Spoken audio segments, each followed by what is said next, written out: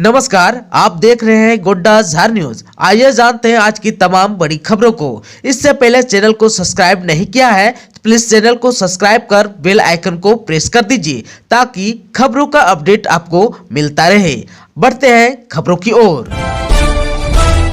Dental treatment में पहली बार होगा इस खास मशीन का इस्तेमाल। सीएम हेमंत सोरेन ने किया उद्घाटन। मुख्यमंत्री हेमंत सोरेन ने मंगलवार को वर्चुअल माध्यम से दंता अस्पताल बोकारो में अत्याधुनिक prime scan ecosystem of machine का उद्घाटन किया। इस मौके पर मुख्यमंत्री ने कहा कि झारखंड जैसे राज्य में दांत के इलाज में इस अत्याधुनिक मशीन का स्थापित होना गौरव की बात है। इससे दांतों से संबंधित सभी बीमारियों का संपूर्ण इलाज हो सकेगा। यहाँ के लोगों को दांतों की बीमारियों के लिए बड़े शहरों के बड़े अस्पतालों का रुख नहीं करना होगा। उन्होंने इसके लिए अस्पताल के संचालकों को बधाई दी। इस मौके पर अस्पताल के संचालकों ने बताया कि झारखंड और बिहार में पहली बार इस अत्याधुनिक प्राइम स्कैन इकोसिस्टम मशीन की सुविधा लोगों को मिलने जा रही है। इसके जरिए दांतों का कारगर और सटीक इलाज हो सकेगा। मंत्री की घोषणा के 1 महीने बाद जारी हुआ अधिसूचना। अगले 3 साल तक अनिल महतो अध्यक्ष और विनोद सिंह जैक के उपाध्यक्ष होंगे। विवादों का पटाक्षेप कर आखिरकार सीएम हेमंत सोरेन ने शिक्षा मंत्री के चयन को ही अपनी सहमति दे दी है। रांची यूनिवर्सिटी के परीक्षा नियंत्रक और विनोद बिहारी महतो कोयलांचल यूनिवर्सिटी के प्रोवेसी रहे अनिल महतो अगले 3 साल तक झारखंड एकेडमिक काउंसिल के अध्यक्ष और केसी कॉलेज बेड़ो के professor incharge doctor Vinod Singh उपाध्यक्ष रहेंगे। दोनों के नाम की घोषणा शिक्षा मंत्री जगन्नाथ महतो ने लगभग 1 महीने पहले 10 दिसंबर को की थी। बर्फीली हवाओं से झारखंड में बड़ी ठंड, 10 जिलों में पारा 10 डिग्री से नीचे। झारखंड में सर्द पछुआ हवा के बहाव से मंगलवार को 10 जिलों में पारा 10 डिग्री से नीचे चल गया। डाल्टनगंज में शीत दिवस और बोकारो में शीतलहर की स्थिति बनी रही। दिन भर कड़ाके की ठंड से लोग अपने घरों में दुबके रहे। सिर्फ अति आवश्यक काम से ही लोग घरों से बाहर निकले। उत्तर पश्चिम दिशा से बर्फीली हवा के बहाव की वजह से दिन में खिली धूप के बीच कनकनी बनी रही। सूरज ढलने के बाद ठंड में तीखापन और बढ़ गया, जिस वजह से लोगों को सोमवार की तुलना में ज्यादा ठंड का एहसास हुआ। शाम होते ही लोग जरूरी काम निपटा कर घर पहुंचने की जल्दीबाजी में दिखे। सूरज ढलते ही सड़कें सूनी होने लगी। शहर की तुलना में ग्रामीण इलाके में हल्के से मध्यम दर्ज का कोहरा और धुंध की स्थिति बनी रही। मौसम केंद्र के वैज्ञानिक के मुताबिक ऊपरी स्तर पर सर्द हवा का बहाव आने वाले 24 घंटे तक जारी रहेगा। इसके बाद तापमान में 2 से 4 डिग्री सेल्सियस की बढ़ोतरी होगी। बताया गया कि राज्य के 10 प्रमुख शहरों रांची, जमशेदपुर, डाल्टनगंज, बोकारो, चाईबासा, देवघर, गोड्डा, गुमला, गढ़वा और गिरिडीह में न्यूनतम तापमान 10 डिग्री सेल्सियस से नीचे चल रहा है। यहाँ का न्यूनतम तापमान सामान्य से 1.9 से 5.7 डिग्री सेल्सियस तक नीचे चल रहा है। बोकारो, थर्मल और गढ़वा में सबसे कम न्यूनतम तापमान 6.2 डिग्री सेल्सियस रहा। वहीं मौसम पूर्व अनुमान में सुबह में कई इलाके में कोहरा और धुंध की स्थिति बनी रहेगी। वहीं 22 जनवरी को उत्तरी भाग में और 23 जनवरी को राज्य के कुछ स्थानों पर हल्की वर्षा के आसार हैं। दूर दराज के ग्रामीण क्षेत्रों में मोबाइल क्लास की होगी शुरुआत। एलईडी स्क्रीन पर बच्चे करेंगे पढ़ाई। झारखंड एकेडमिक काउंसिल द्वारा प्रस्तावित फरवरी माह में ली जाने वाली 8वीं, 10वीं बोर्ड और 12वीं की परीक्षा के साथ साथ कक्षा 1 से 7वीं, 9वीं और 11वीं की वार्षिक परीक्षा की तैयारी के लिए दूर दराज के ग्रामीण क्षेत्रों में मोबाइल कक्षा संचालित की जाएगी। इसके लिए छोटे वाहनों पर एलईडी स्क्रीन लगाकर कक्षा संचालित करने और विद्यार्थियों के परीक्षा की तैयारी करने का निर्देश झारखंड शिक्षा परियोजना परिषद की राज्य परियोजना निदेशक किरण कुमार पासी ने डीसी को दिया है। झारखंड में त्रिस्तरीय पंचायत चुनाव कब, मंत्री ने बताई सरकार की मंशा। कोरोना के कारण झारखंड में पंचायत चुनाव लंबित है। त्रिस्तरीय पंचायत राज्य के निर्वाचित प्रतिनिधियों का कार्यकाल दिसंबर 2020 में ही समाप्त हो चुका है। कार्यकाल को राज्य सरकार ने 6 महीने के लिए 2 बार विस्तार कर चुकी है। झारखंड के 24 जिलों के सभी लोग जानना चाहते हैं कि आखिर पंचायत चुनाव कब होंगे। इस पर झारखंड के अल्पसंख्यक कल्याण, निबंधन, खेलकूद, कला, संस्कृति एवं युवा कार्य विभाग के मंत्री हफीजुल हसन अंसारी सोमवार को धनबाद में पंचायत चुनाव को लेकर कुछ संकेत दिए। मंत्री ने कहा कि झारखंड सरकार पंचायत चुनाव जल्द कराएगी। इसकी प्रशासनिक तैयारियां की जा रही है। तैयारी पूरी होते ही राज्य निर्वाचन विभाग की तरफ से चुनाव कराया जाएगा। सरकार की मंशा चालू वित्त वर्ष में मार्च 2022 तक चुनाव करा लेने की है। मंत्री धनबाद के जंगलपुर गाँव में झामुमो नेता मन्नू आलम के आवास पर पत्रकारों को संबोधित कर रहे थे। एक ही टर्म में हो सकेगी झारखंड बोर्ड जैक मैट्रिक और इंटरमीडिएट की परीक्षा।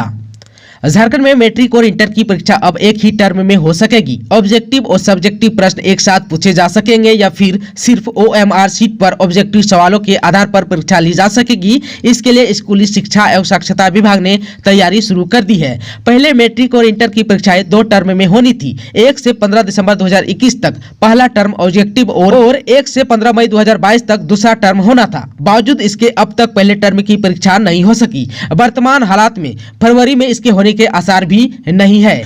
कोरोना संक्रमण की स्थिति को सामान्य होने के बाद भी मार्च और मई के बीच एक बोर्ड के लिए 2 परीक्षा का आयोजन सही नहीं होगा। ऐसे में अब एक ही टर्म की परीक्षा हो सकेगी और इसके आधार पर ही मैट्रिक और इंटर का रिजल्ट जारी किया जा सकेगा। जेपीएससी मेंस के लिए आज से एडमिट कार्ड होगा डाउनलोड। परीक्षा में शामिल होने से पहले जान ले जरूरी बातें।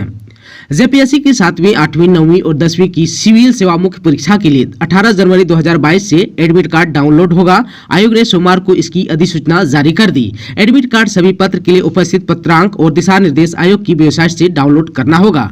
डाक द्वारा एडमिट कार्ड घर नहीं भेजा जाएगा। इसके लिए अपनी जन्म तिथि और पीटी का रोल नंबर डालकर एडमिट कार्ड, उपस्थिति पत्र और दिशा निर्देश डाउनलोड कर सकते हैं। परीक्षा 28 से 30 जनवरी तक होगी। मुख्य परीक्षा के लिए ऑनलाइन आवेदन में भाषा एवं साहित्य विषय के लिए चयनित विषय के आधार पर ही एडमिट कार्ड निर्गत किए जाएंगे और इसके आधार पर ही परीक्षा में शामिल होने की अनुमति मिलेगी।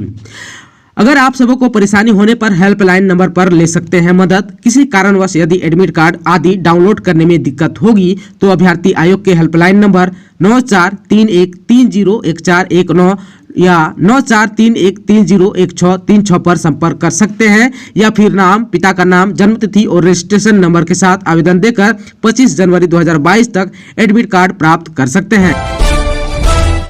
झारखंड में 6 और संक्रमितों की मौत, मिले 2499 नए केस। जानिए अपने जिलों का हाल। झारखंड में सोमवार को 2499 नए संक्रमित मिले, जबकि 4266 कोरोना संक्रमित स्वस्थ भी हुए। वहीं 6 संक्रमितों की मौत भी हो गई। इसके साथ ही राज्य में एक्टिव संक्रमितों की संख्या घटकर 29,974 हो गई। पिछले 5-6 दिनों से नए मरीज मिलने की संख्या में निरंतर गिरावट दर्ज हो रही है। झारखंड के स्वास्थ्य विभाग की ओर से मिली जानकारी के अनुसार पिछले 24 घंटे के दौरान सबसे अधिक 591 नए मरीज पूर्वी सिंहभूम जिले में मिले, जबकि रांची में 584 नए मरीज मिले। बोकारो में 132, चतरा में 100, देवघर में 87, धनबाद में 73, दुमका में 165, गढ़वा में 29, गिरिडीह में 13, गोड्डा में 71, गुमला में 55, हजारीबाग में 27, जामताड़ा में 11, खुट्टी में 111, कोडरमा में 33, लातेहार में 49, लोहरदगा में 31, पाकुड़ में 3, पलामू में 87, रामगढ़ में 30, साहेबगंज में 37, सिमडेगा में 31, सरायकला में 93 और पश्चिमी सिंहभूम जिले में 56 नए मरीज मिले। इसके साथ ही रिकवरी रेट बढ़कर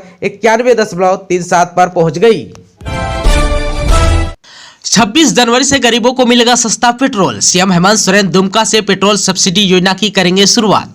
मुख्यमंत्री हेमंत सोरेन ने अपनी सरकार के 2 साल पूरे होने के उपलक्ष्य में जिस पेट्रोल सब्सिडी योजना की घोषणा की थी, उसे झारखंड की उपराजधानी दुमका से गणतंत्र दिवस के दिन यानी 26 जनवरी को लॉन्च किया जाएगा। इसके तहत राज्य के 20 लाख 2 पहिया रखने वाले राशन कार्ड धारियों को पहले चरण में लाभ मिलेगा। इसके लिए उन्हें पेट्रोल सब्सिडी नामक मोबाइल ऐप के जरिए आवेदन कर रजिस्ट्रेशन कराना होगा।